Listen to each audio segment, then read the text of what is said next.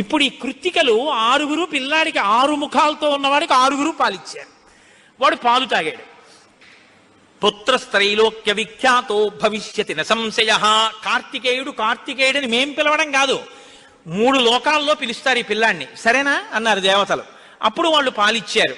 కాబట్టి కార్తికేయుడు అగ్నిలో శివవీర్యం చాలా కాలం నిలవ ఉంచబడి అగ్నిహోత్రుడు గంగలో ప్రవేశపెట్టాడు కాబట్టి పావకి.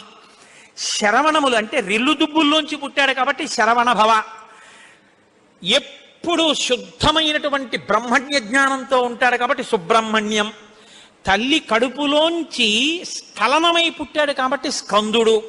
ఆయన ఉత్పత్తి చేతనే ఇన్ని పేర్లతో వచ్చాడు.